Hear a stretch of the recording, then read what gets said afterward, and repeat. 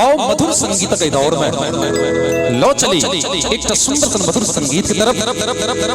प्रीतम प्रदेश में और प्रियतमा गांव में कतक तकलीफ में जीवन बीत रहल छै, एही पर आधारित एक होली मिजाजक प्रस्तुति। परदेसिया के नारी सदा दुखिया परदेसिया।